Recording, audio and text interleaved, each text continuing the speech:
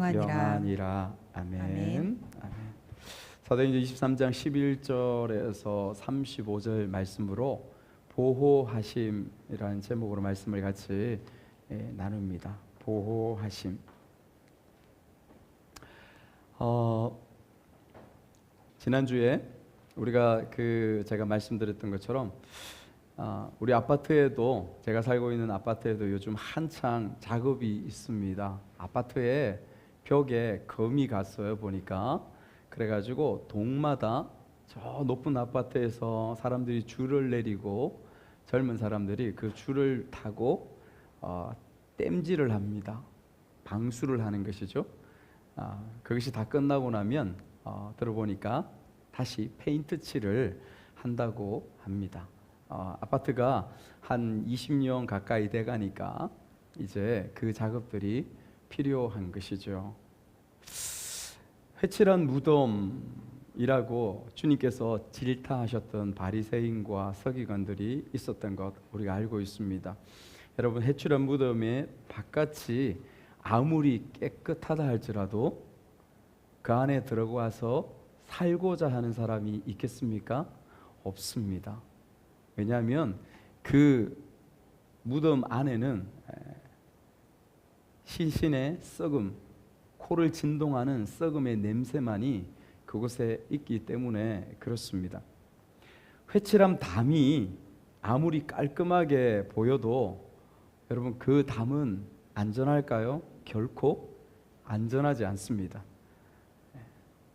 이미 속에 금이 다 가 있고 무너져 가고 있는 모습들에 깔끔하게 바깥을 회칠한다고 해서 안전하지 않은 거죠. 태풍처럼 비바람이 몰아치면 금세 넘어질 수 있는 것이 회칠한 담입니다. 여러분, 우리가 살아가고 있는 이 세상은, 또 우리의 자녀들도 살아가는 앞으로의 이 세상은 바로 회칠한 무덤과 회칠한 담과 같은 그러한 모습들을 포함하고 있는 그러한 곳이 세상입니다. 깨끗하지 않습니다. 더러움과 속임과 무서움이 도사리고 있는 곳이 세상의 삶인 것을 우리가 이미 삶을 통하여 알고 있습니다. 사람은 어떨까요? 우리는 어떨까요? 여러분, 우리의 사람 속에 그러한 모습들이 더 본질적으로 먼저 있기 때문에 그 사람이 살아가는 이 세상이 그러한 모습들 가운데에 있는 것이지요. 은큼한 속을, 더러운 내 속을 바깥으로 보이기 싫어서 포장하고 가장하고 꾸밉니다. 위선을 행합니다. 연기를 하는 것이 우리의 삶입니다. 여러분, 바리새인과 서기관들뿐만 아니라 지금 현재 모든 사람들, 어쩌면 우리가 앉아있는 우리의 모습들 속에 그 모습이 동일하게 있습니다. 그렇기 때문에 우리가 그렇게 모여있는 교회들도 그런 현실들, 그런 모습들이 교회 안에 얼마나 많이 일어나는지요. 교회도 그렇습니다, 여러분. 지난 주 중에 제가 신문을 하나 읽었습니다. 교계 신문을 읽었는데, 교계에서 바른 소리를 많이 내시는 김동호 목사님이라고 여러분들이 아실 겁니다. 이 목사님이 때로는 굉장히 바른 소리를 너무 세게 내가지고 많은 교회들 가운데 질타를 당하는 부분들도 있는데, 그러나 이분은 늘 칼처럼 예리한 하나님의 말씀을 선포하는 그러한 분이십니다.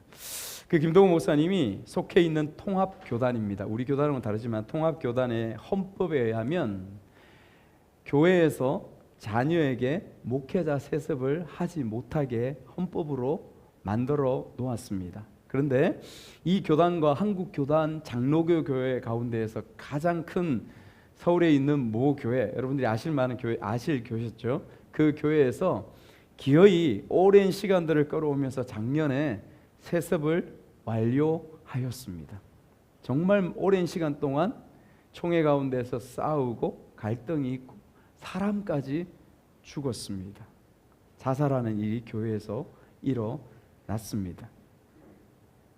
그런 교회에서 그 교단의 총회가 그 교단의 총회가 귀를 의심하는데 바로 이 교회에서 올해에 열린다고 하는 것이죠. 그 소식을 듣고 이 김동훈 목사님이 그곳에 글을 이렇게 썼습니다.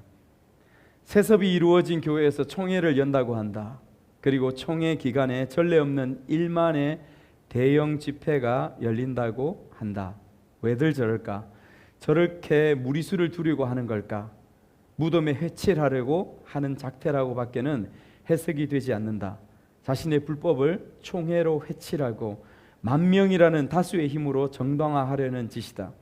거기에 내건 슬로건은 치유, 화해, 평화라는 슬로건을 내거는 모양이다. 저들의 치유는 고름을 살로 만들겠다는 말이다.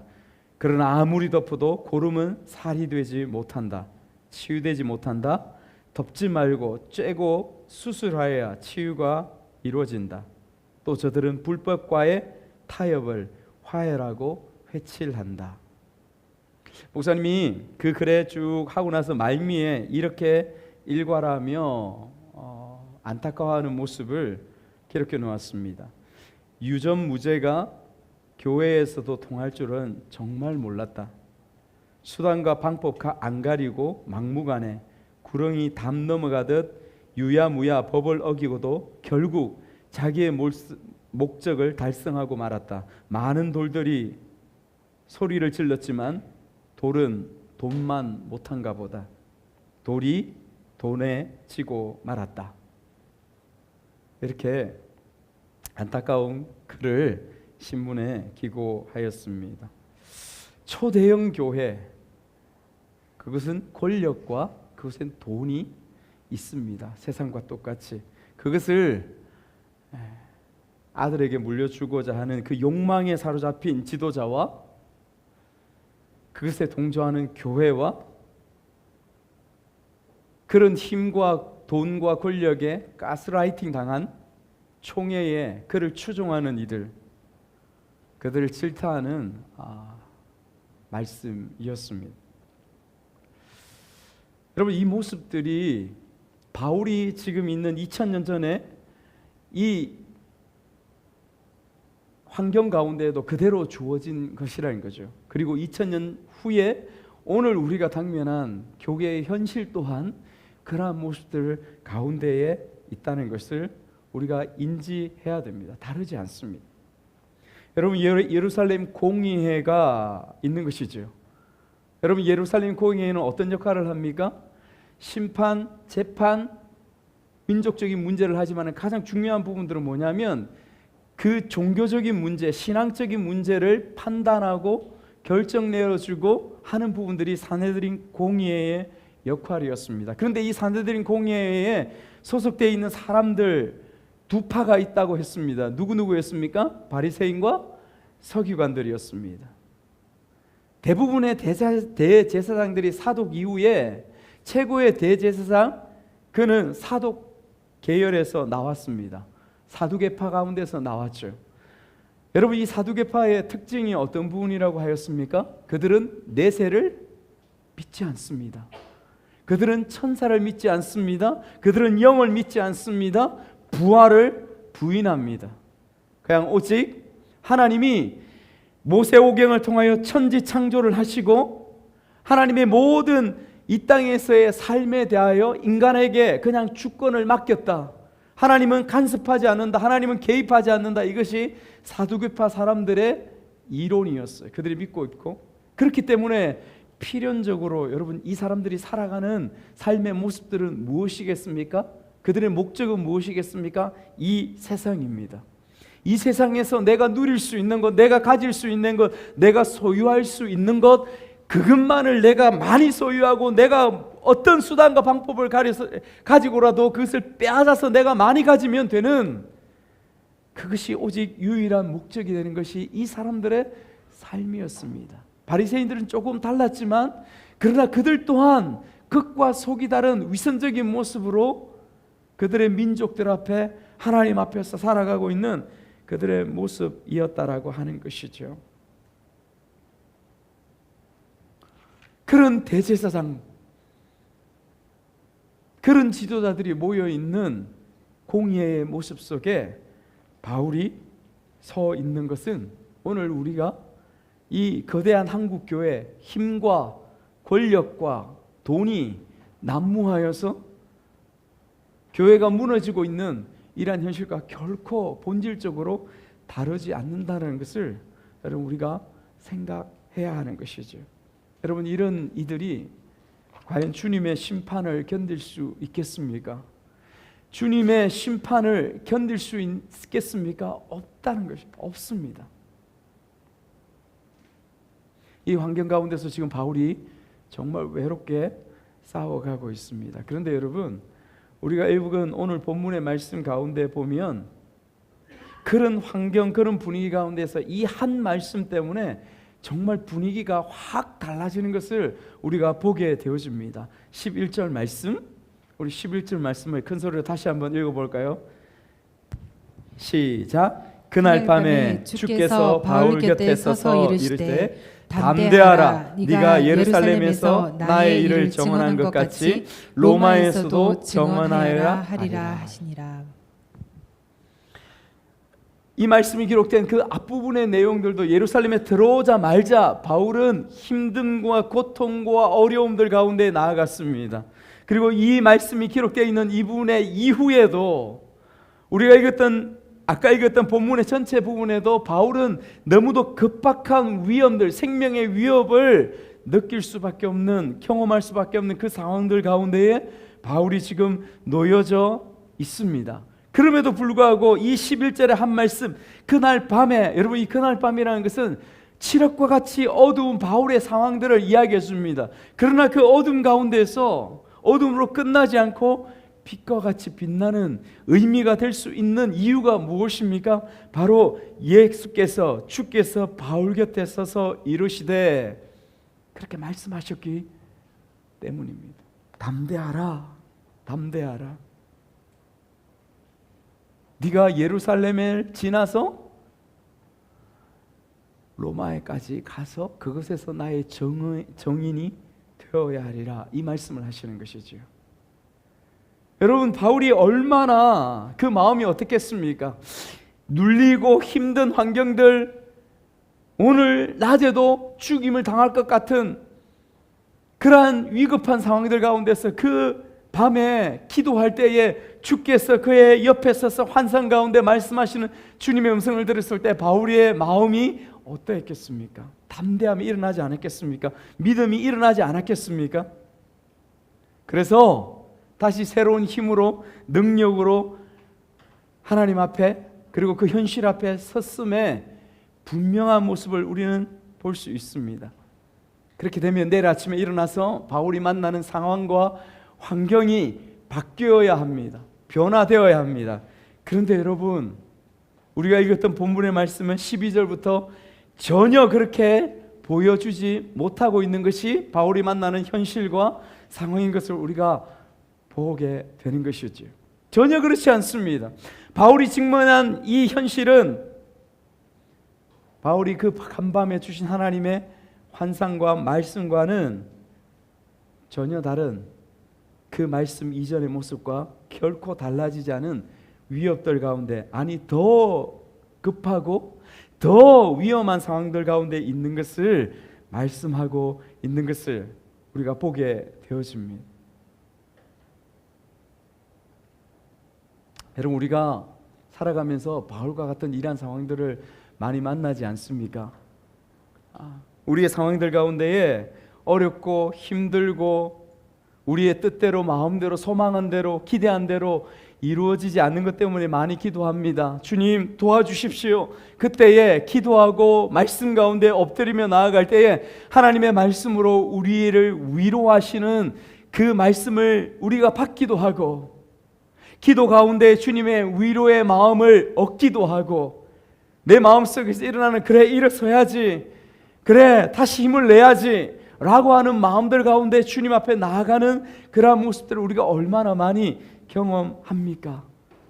그런데 그 마음들 가운데에서 우리가 그 이후에 만나는 그 현실, 상황, 환경들이 내가 가진 마음들, 내가 받은 응답만큼 그렇게 변화되어집니까? 바뀌어집니까? 그렇지 않은 현실을 우리가 만나게 되는 것이지요. 더 급박한 상황은 바울을 만납니다. 여러분, 바울의 생질, 바울의 조카죠. 조카가 바울에게 내려옵니다. 내려와서 급하게 전합니다. 유대인들 중에 40여 명이 당신을 죽이기 전에는 먹지도 않고 마시지도 않겠다, 목숨을 건 사람들이 40여 명이나 있습니다. 그들이 대제사장에게 이르러서 천부장에게 말해달라고 합니다. 다시 한번 공회에 세워서 바울의 이야기를 듣겠다, 그를 당신의 천부장 영내에서 데리고 내려와 달라고. 그러면 그때 우리가 길가에 매복하였다가 갑자기 나타나서 우리가 테러를 하겠습니다. 우리가 테러를 해서 바울을 죽여버리겠습니다. 여러분, 그 생질이 그것을 알게 된 것이지요. 바울이 그 생질을 백부장을 통하여 천부장에게 안내하게 되는 것입니다. 상황과 환경이 변하지 않습니다. 오히려 더 급박하게 돌아가고 더 위협 가운데에 나아가는 것을 지금 우리에게 보여주고 있습니다. 목사님, 왜 하나님은 그렇게 나에게 마음을 주셨으면서, 목사님, 하나님은 내가 묵상할 때에, 그렇게 엎드릴 때에 그렇게 위로와 격려와 용기의 말씀을 나에게 주셨으면서 왜 이 어려움에서 여전히 놓여지게 하십니까? 왜 더 상황은 어렵게 만들어 가고 있습니까? 여러분, 너무도 많이 듣는 우리의 고백들이고 우리의 이야기들 아닙니까? 여러분, 이런 가운데서 여러분들의 믿음 가운데서, 여러분들의 신앙 가운데서 그 답을 찾으셨습니까? 왜 그런가? 하나님이 왜 그렇게 하시는가? 나는 무엇을 바라보며 어떤 믿음의 모습으로, 어떤 중심으로 하나님 앞에 나아가야 되는가? 어떤 분은 그 답을 알고 그 길로 나아가고 있고, 그러나 또 어떤 분은 그냥 그것에 대한 불평과 원망의 마음으로만 서 있는 내 모습으로 살아가고 있는 우리의 모습일 수가 있는 것입니다. 그럼 오늘 말씀에서는 그 답을 이야기하려고 하는 것이 아니라, 바울이 이 상황들 가운데서 어떤 태도를 취하고 어떤 모습을 보여주는가를 바라보면서 우리가 그곳에서 믿음 있는 사람, 영적인 거장의 그 삶을 통하여 교훈을 얻고자 하는 것입니다. 여러분, 바울은 어떻게 했을까요? 바울은 어떻게 행동했을까요? 결론적으로 말하면, 여러분, 바울은 그 상황에 함몰되지 않는 마음을 유지했습니다. 그 주어진 상황, 그 주어진 환경에 그의 생각과 그의 마음과 감정이 그곳에 찌지 않았습니다. 함몰되지 않았습니다. 그리고 그 주신 말씀을 따라서 동일한 보폭으로 전진해 나아가는 바울의 모습들을 오늘 우리가 읽었던 말씀에서 보여주는 것이지요. 40명의 결사대가 모였습니다. 바울의 모습이 더 점점 점입 가경이 되어가는 것이죠. 더 위험해집니다. 이런 상황이 우리의 현실 가운데 주어졌다고 보면 어떤 사람은 실망하고 어떤 사람은 서러운 마음까지 들지 않을까요? 여러분, 이것은 여러분들도 마찬가지지만 저도 경험하는 것입니다. 하나님 앞에서요. 목회자들이 여러분 서러운 마음들이 들 때가 많이 있습니다. 그래서 많은 책들에 목회자가 서러운 감정들을 이겨내야 된다라고 충고하는 분들이 굉장히 많습니다. 왜 서러운 마음이 들까요? 노력합니다. 목회를 위하여서 노력하고 애쓰고 기도하면서 달려갑니다. 그런데 하나님께서 그렇게 기도하고 애쓰고 수고하는데도 불구하고, 당신의 교회임에도 불구하고 교회가 변화되지 않습니다. 교회가 자라지 않습니다. 교회가 성장하지 않습니다. 그런 현실들을 맞닥뜨릴 때에 목회자는 서러움에 힘들어합니다. 주위의 많은 목사님들을 만나면서 그런 부분들을 함께 듣고 함께 나누면서 함께 위로하고 격려할 때가 있습니다. 그러나 바울은 여러분, 지금 오늘 말씀에서 조금도 바울이 서러움 가운데 그의 마음과 그의 감정이 있었다 보여지는 부분들이 없는 것을 우리가 보게 되는 것이죠.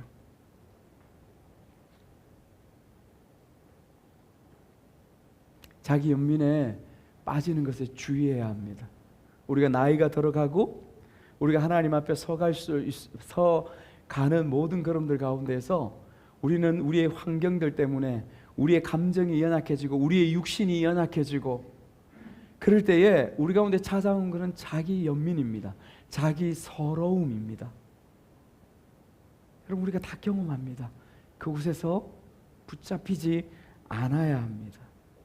또 한 가지 있습니다. 여러분, 우리가 또 한 가지 중요하게 생각해야 될 것은 무엇이냐면 영적인 착각 가운데에 우리가 빠질 수 있다는 것을 기억해야 됩니다. 여러분, 영적인 착각이 무엇인 줄 아십니까? 오늘 많은 그리스도인들이 이 영적인 착각 가운데 빠져서 현실과는 정말 동떨어진 그러한 신앙생활을 해갑니다. 아니, 신앙생활이 아니라 이것은 정확하게 이야기하면 종교생활이라고 말해야 할 것입니다. 종교생활. 종교의 행위가 신앙이라고 믿음이라고 착각하면서 살아가는 모습들이 우리 가운데 있습니다. 여러분, 삶의 진심이고 최선을 다하지 않으면서 오직 기도 가운데에 하나님이 개인적으로 주신 응답들만을 붙들고 아무것도 하지 않는 그러한 사람들이 있습니다. 하나님의 말씀만을 붙잡고 말씀만을 읽으며 그렇게 나아가면서 내가 이 현실 가운데에 내가 내 삶 가운데에 해야 될 그 책임과 그 노력과 그 최선은 전혀 하지 않는 그러한 삶 가운데에 있는 그리스도인들을 많이 봅니다. 여러분, 이것은 성경이 말하는 믿음이 아닙니다. 빨갛게 익은 감나무 밑에 나아가서 빨갛게 익은 그 홍시를 바라보며 홍시가 떨어지기를 입 벌리고 그 하늘을 향해서 바라보고 있는 이 모습은 주님께서 우리에게 말씀하신 믿음과 신앙이 아니라고 하는 것이지. 우리의 자녀들이 키가 크고 성장을 원한다면, 그것을 위하여 하나님 앞에 기도한다면 열심히 먹고 열심히 잘 자야 합니다. 게으르지 않아야 합니다. 꿈을 꾸고 그 꿈을 이루기 위하여 하나님 앞에 기도하고 달려간다면 여러분들이 하나님 앞에 최선을 다해서 공부하고 또 무언가를 노력을 해야 합니다. 우리의 가정이 변화되어지고 우리의 가정이 좀 더 영적으로, 우리의 자녀들이 좀 더 신앙적으로 달라진 모습을 바란다면 오늘 예배를 마치고 나아가는 우리의 시작, 예배를 마치고 돌아가는 그 걸음에서부터 우리의 입술과 우리의 태도가 우리의 자녀들이건 여러분들의 부모님들이건 그 부분부터 달라져야 하는 것입니다.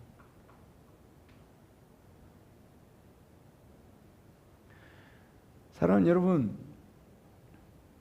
이 영적인 착각들 가운데에 많은 사람들이 종교인으로 전락하여서 우리의 인생을 헛되게 낭비하면서 살아가고 있는 사람들이 얼마나 많이 있는지 모릅니다. 변화되어야, 바뀌어야 합니다. 우리가 배운 교훈적인 그 말씀들과 영적인 기도와 우리의 삶의 일치가 주어질 때에 여러분, 그것이 신앙이고 믿음이라고 하는 것입니다. 그것에 무엇이 주어집니까? 성령의 역사가 주어집니다. 그곳에 무엇이 주어집니까? 그곳에 하나님의 놀라운 은혜가 주어져서 비로소 변화가 되어지고 새롭게 되어지는 역사를 그 모습, 그 삶의 현장들 가운데서 경험하게 되는 것이죠. 여러분, 생질도부터 소식을 들은 바울은 백부장을 통하여 천부장에게 알립니다. 여러분, 이 천부장에게 생명을 바울이 의탁하기 위해서 그렇게 빨리 천부장에게 알리라고 그렇게 했을까요? 그렇지 않습니다. 그렇게 듣고 빨리 천부장에게 알리기를 원하고 그렇게 행동하였던 바울의 모습 자체가 무엇이냐면 바로 믿음을 그 현실 가운데서 최선을 다해서 살아내는 모습들입니다.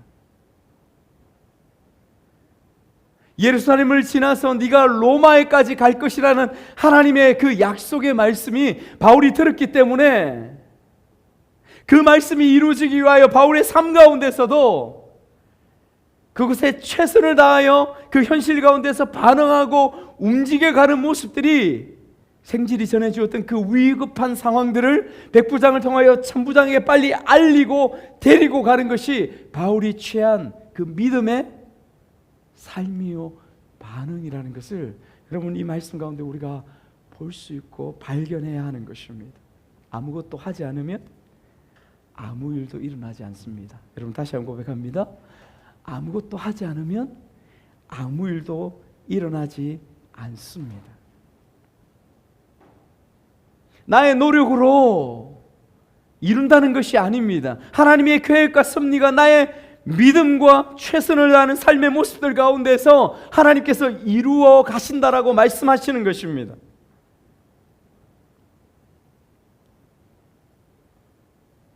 상황에 따라 마음이 무너지고 괴로워하고 절망하다가 조금 더 상황이 나아지면 다시 살 것 같은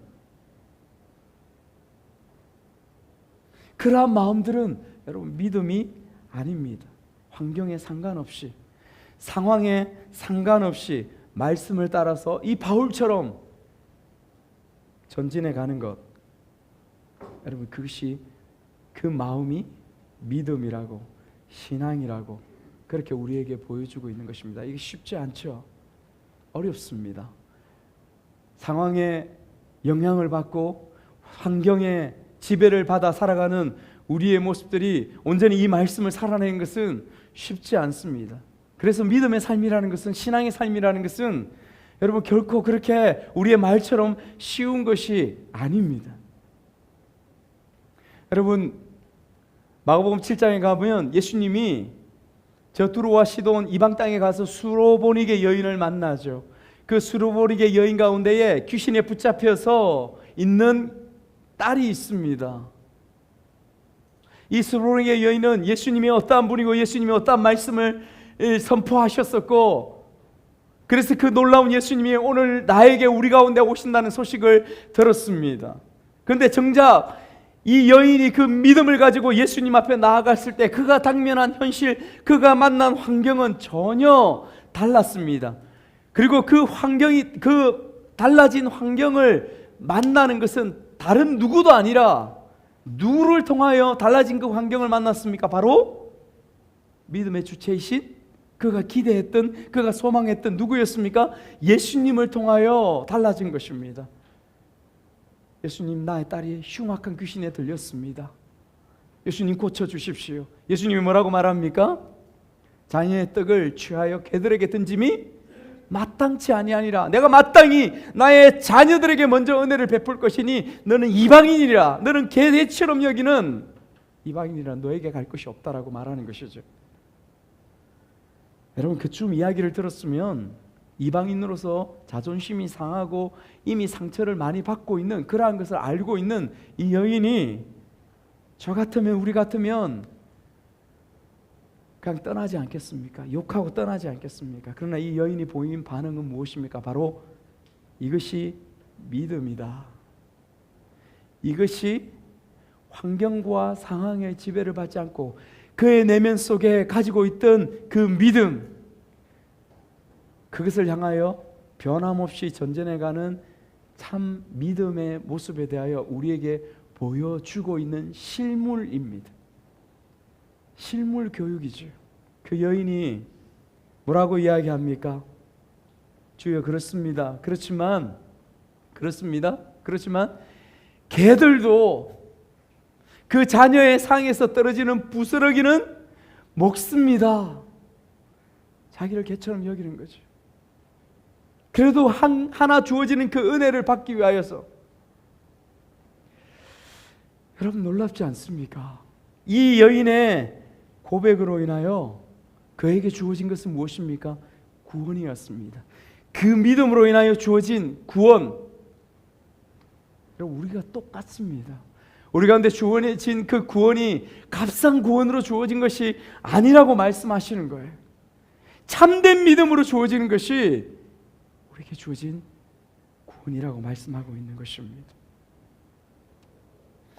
여러분, 바울이 이 믿음에 의해서, 이 믿음의 이해 위에서 하나님이 어떻게 일하시고 계신가를 보여줍니다. 바울의 이런 믿음 가운데 하나님은 어떻게 행하셨을까?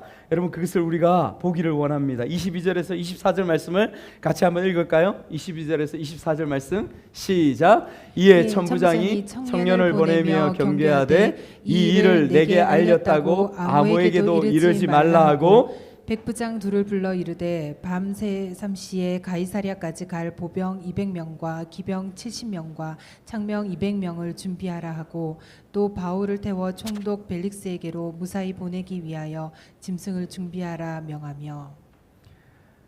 천부장 글라디오 루시아, 여러분, 이 사람이 이렇게 바울을 위해서 준비하라 명합니다.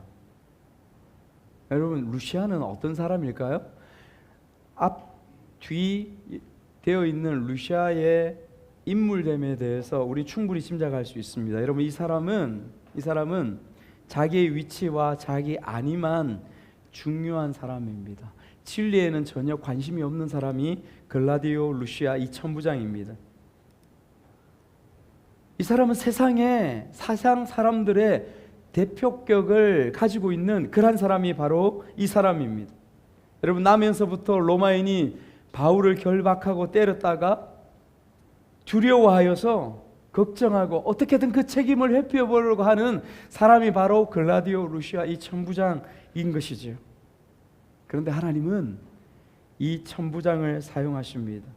이 천부장을 통하여 바울을 지키고 보호하십니다. 바울을 어떻게 지키고 보호하십니까? 바울을 위하여서 로마 정예병, 보병 200명을 준비합니다. 기병, 말을 탄 기병 70명을 준비합니다. 창을 든 창병 200명을 준비합니다. 여러분, 총독이 다른 지역으로 나아갈 때도 이만큼 많은 군사들을 동원하지 않습니다. 그런데 바울 한 사람을 위하여 하나님은 루시아를 통하여 이렇게 많은 군사들을 동원하여서 그를 지키고 보호하시는 것을 말씀을 통하여 여러분 보십니까? 누가 행하시는 일입니까? 누가 이 일을 이루어 가십니까? 루시아가 합니까? 하나님께서 하시는 것이죠. 누가가 왜 이 군인들의 모습들, 보병, 창병, 기마병, 왜 이렇게 구체적으로 숫자까지 나열하면서 누가가 이것을 기록하고 있습니까? 하나님께서 행하시는 것을 우리로 하여금 보게 하시는 것입니다. 하나님께서 우리를 보호하시고 지키시는 것을 보라고 우리에게 말씀하시는 것이죠. 벨릭스는 어떤 사람입니까? 벨릭스가 등장하죠. 총독입니다. 그는 가이사랴에서 유대 전체를 당시에 다스리고 있었던 총독, 그가 바로 벨릭스입니다. 벨릭스는 어떤 사람입니까? 총독이었습니다. 이 사람은 어떤 사람입니까? 여러분, 이 사람 역시 진리에는 관심이 없습니다. 그가 말씀 가운데서 그가 이미 예수의 부활에 대한 사건에 대해서 많이 듣고 있었다라고 그렇게 뒷장에 넘어가면 그렇게 이야기하고 있습니다. 그럼에도 불구하고 믿지 않습니다. 이 사람이 유일하게 관심을 가지고 있는 것이 무엇이냐면 바울의 이야기를 듣고자 합니다. 그러나 바울의 말씀, 그 진리 가운데 관심이 있는 것이 아니라 바울이 가진 돈에 관심이 있습니다. 왜냐하면 바울이 예루살렘에 올 때 정말 많은 돈을 헌금받아서 예루살렘 백성들을 위하여서 가지고 왔기 때문에 그렇습니다. 그래서 이 벨릭스가 관심을 가지고 있었던 것은 뭐냐면 바울에게 있는 돈이었다는 것이죠. 사도행전 24장 24절에서 26절 말씀을 또 한번 같이 읽습니다. 시작. 수일 후에 벨릭스가 그 안에 유대 여자 드루실라와 함께 와서 바울을 불러 그리스도 예수 믿는 도를 듣거늘 바울이 의와 절제와 장차 오는 심판을 강론하니 벨릭스가 두려워하여 대답하되 지금은 가라 내가 틈이 있으면 너를 부르리라 하고 동시에 또 바울에게서 돈을 받을까 바라는 고로 더 자주 불러 같이 이야기하더라. 돈을 받을까 바라는 거로 여러 가지 이 부분뿐만 아니라 여러 가지 모습들 속에 벨릭스가 취하는 모습들은 무엇이냐면 유대인들의 마음을 얻고자 바울을 붙잡아 둡니다. 자그마치 얼마 동안? 가이사랴에서 이태 동안 2년 동안이나 붙잡아 둡니다. 오직 자기의 권력을 위하여, 자기의 돈을 위하여서 존재한 사람, 바로 벨릭스, 루시아, 이 두 사람의 모습입니다. 여러분, 그러면 우리가 질문할 수 있습니다. 하나님은 이 세상 사람의 전형인 이 두 사람을 통하여 바울을 어떻게 하십니까? 바울을 보호하고 지키십니다. 좀 아이러니컬하지 않습니까? 세상의 그 권력, 세상의 그 사람, 지극히 세상적인 그 사람들을 통하여 하나님 그들을 지키십니다. 근데 바울은요, 이것을 알았던 것 같아요. 바울은 이것을 알았던 것 같아요. 말씀을 전체 통해 읽으면서 느끼는 부분들은 바울은 이것을 하나님의 마음을 알고 사용하고 있는 부분들을 보여줄 수가 있습니다. 마치 자기가 예수 그리스도 그 진리의 걸림돌로 있다가 예수님을 만남으로 인하여 예수님 앞에 디딤돌로서 복음의 증인으로서 살아왔던 그러한 사람으로 변화된 것처럼 바울은 이 거치는 돌과 같은 이 사람들을 통해 하나님이 얼마든지 하나님 당신의 역사와 당신의 복음을 위하여 사용할 수 있는 도구로, 통로로 쓰임바 될 수 있다는 것을 바울은 이미 그의 삶을 통하여, 자기의 삶을 통하여 알고 있었던 것이지요. 주님이 뜻하시면 얼마든지 그렇게 변화시킬 수 있다는 것이죠. 여러분, 사실은 하나님 앞에서 걸림돌이라는 게 있을 수 있겠습니까? 창조주 하나님 앞에서 걸림돌이라는 것은 없는 것이죠.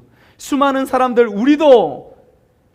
우리가 주님을 알기 전에 혹은 알고 난 이후에도 얼마든지 하나님 앞에서 걸림돌로서 우리의 인생을 살아가고 있었던 존재 아니었습니까? 그러나 우리가 예배하며 주님을 알아가면 알아갈수록 바울처럼 주님 앞에서 디딤돌로 복음을 위하여 진리를 위하여 살아가고 있는 우리의 삶이 되게 된 것입니다. 그것을 알았기에 우리가 읽었던 말씀 가운데 바울은 그 위급한 상황들 가운데서도 조금의 조급함이나 조금의 두려움도 느낄 수 없는 것입니다. 사랑하는 여러분, 누가를 통하여 하나님께서는 이 사도행전을 기록하게 하셨습니다. 이 사도행전의 기록 가운데서 가장 중요한 두 가지를 하나님은 우리에게 가르쳐 주십니다. 첫 번째는 무엇이냐면 우리 모두가 바울처럼 그리스도의 증인으로 선택받아 세워졌다는 것입니다. 두 번째는 무엇이냐면 그 선택받아 세워진 우리의 삶이 믿음 가운데 살아가는 삶이어야 하는 것을 우리에게 사도행전을 통해서 말씀해 줍니다. 그 믿음의 삶이라는 것은 바울을 통하여, 사도들을 통하여 그 환경들이, 믿음이 꽃피고 믿음이 보여져야 할 그 삶의 환경들은 어떤 곳이냐면 그냥 평범한 우리가 만나는 이러한 삶이 아닐 수 있습니다. 어떠한 삶입니까? 바울이 경험했던 감옥에 갇히거나 돌을 맞아서 죽을 수 있는 상황이거나 도망을 칠 수밖에 없는 그러한 현장, 그러한 환경 가운데 놓여진 것이 그 믿음이 드러나고 표현되어지는 삶의 현장이라고 하는 것입니다.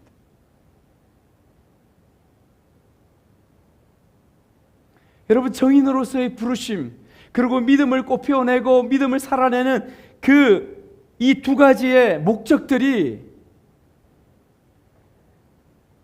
바울처럼 오늘 저와 여러분들의 삶 가운데에 그것이 나타나야 된다고 우리에게 말씀해 주고 있습니다. 그 가운데서 우리 혼자 내버려 둡니까? 그 가운데서 우리가 홀로 그렇게 이겨내라고 하십니까? 그렇지 않습니다. 엉뚱한 사람, 때로는 엉뚱한 길, 엉뚱한 환경들 가운데에서 우리를 지키시고 보호하시는 하나님의 놀라운 손길들을 우리가 경험하게 되어지는 것입니다. 중요한 것은 무엇이냐면 오늘 바울처럼 우리가 그것을 믿는가라는 것입니다.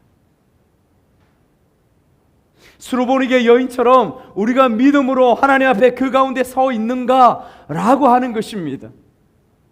종종 여러분, 성경에서 믿음이라는 것을 다른 걸로 어떻게 표현하냐면 지금 현재의 믿음을 표현하면서 현재 너가 하나님 앞에서 어떠한 모습, 어떠한 관계로 서 있는가에 대해서 말씀하시는 주님의 말씀을 많이 보고 있습니다. 여러분, 우리는 예수님을 다 믿습니다. 여러분, 우리는 주님의 구주 되심을 다 믿습니다. 그러나 그 구주 되심을 믿는 걸로 우리의 현실과 우리의 삶 가운데서 능력 있는 믿음의 모습, 깨어있는 믿음의 모습으로 서 있는 모습은 아닌 것을 우리가 잘 알고 있습니다. 그렇다면 살아있는 믿음, 싸우는 믿음, 승리하는 믿음, 바울처럼 조금도 두려워하거나 조급해하지 않는 그런 모습으로 살아갈 수 있는 원동력과 힘이 어디에서 나타나느냐? 성경은 종종 우리에게 말씀하고 가르쳐주는 부분은 뭐냐면 하나님과의 관계를 믿음으로 표현하고 있습니다. 지금 하나님께서 우리에게 묻습니다. 그 믿음으로 서기 위하여서 너 지금 하나님과의 관계 어떠한 모습들 가운데 있는가 우리에게 묻고 계시는 것입니다. 지금 주님과의 관계 가운데에 그 친밀함과 충만함과 그 은혜 가운데 붙잡힌 삶 가운데 지금 내가 있는가, 그것을 말씀하고 있는 거예요. 바울은 그런 가운데 있습니다. 다니엘을 예로 우리가 한번 살펴보면서 말씀을 마무리하려고 합니다. 여러분, 다니엘이 다리오 왕이 내린 법령을 알았습니다. 어떤 법령이었습니까? 다니엘을 미워하고 정오하는 그 수많은 신하들로 인해서 그 법령이 만들어졌습니다. 어떤 법령입니까? 왕 외에 다른 어떤 사람이나 어떤 신에게 나아가서 자기의 필요와 자기의 필요한 것들을 구하는 것 자체가 위법이다. 그는 사자굴에 던져진다 라는 것이 법령이었습니다. 그곳에 누구의 도장이 찍혔습니까? 다리오 왕의 도장이 꽝 찍혔습니다. 그것을 다니엘이 알았습니다. 모르는 것이 아닙니다. 그것을 알고도 다니엘서 6장 10절 말씀을 우리가 한번 읽겠습니다. 시작. 다니엘이 이 조서에 왕의 도장이 찍힌 것을 알고도 자기 집에 돌아가서는 윗방에 올라가 예루살렘으로 향한 창문을 열고 전에 하던 대로 하루 3번씩 무릎을 꿇고 기도하며 그의 하나님께 감사하였더라. 믿음이 무엇입니까? 여러분, 다니엘의 믿음이 구체적으로 표현되는 부분이 무엇입니까? 전에 하던 대로 하루 3번씩 무릎을 꿇고, 여러분, 이 표현입니다. 전에 하던 대로 하루 3번씩 무릎을 꿇고, 이것은 또 다른 말로 무엇을 이야기하냐면 다니엘의 하나님과의 지금 현재 관계를 말해주고 있는 것입니다. 하나님과 다니엘의 관계, 그것은 하루 3번 무릎을 꿇고 그 법령에 도장이 찍힌 것을 알면서도 그럼에도 불구하고 변함없이, 환경의 어떠함에도 불구하고, 상황의 어떠함에도 불구하고 변함없이 나아가는 다니엘의 3번 무릎을 꿇고 나아가는 모습을 통하여서 우리에게 설명해 주고 있는 것입니다. 하나님은 오늘 이 말씀을 통하여 저와 여러분에게도 그렇게 묻습니다. 상황이 있지, 환경이 있지, 그럼에도 불구하고 하나님 말씀을 의지하여 다니엘처럼, 바울처럼 하나님과의 그 관계 가운데서 나올 수 있니? 사랑하는 여러분, 여러분은 어떻습니까? 그렇게 나아갈 수 있습니까? 그렇게 만들어 가시겠습니까? 그렇게 기도하시겠습니까? 그렇게 예배하시겠습니까? 그 관계를 위하여서, 그 믿음을 위하여서, 사랑하는 여러분, 우리가 기도하면서 우리가 지금 싸우며 나아가야 할 그 기도의 제목이 아니겠습니까? 저와 여러분이 그러한 모습으로 주 앞에 나아가는 우리의 모습들 되기를 주님의 이름으로 축복합니다. 같이 기도했으면 좋겠습니다. 하나님께서 우리의 어떠한 환경, 어떠한 상황들 가운데서도 우리를 보호하시고 지키신다고 오늘 말씀하십니다. 누가를 통하여 너무도 구체적으로, 너무도 세세하게 바울의 모습들, 당면한 현실 상황들을 보여줌으로 인하여서 오늘 하나님은 우리에게 말씀하시는 것이지요. 그런 상황들 가운데서도 흔들리지 않는 바울처럼, 그런 모습들 가운데서도 흔들리지 않는 다니엘처럼 너는 내 앞에서 어떠한 모습으로 서 있니? 너는 오늘 너의 삶 가운데 어떠한 모습으로 살아가니? 너의 믿음이 어디 있니? 나와의 관계는 어디 있니? 하나님께서 오늘 저와 여러분에게 그것을 묻고 있습니다. 이 시간을 통하여 여러분, 우리가 대답합시다. 우리가 답하면서 주님 앞에 나아갑시다. 우리가 기도하며 이 물음 앞에 주님 앞에 나아가는 우리가 되기를 소원합니다.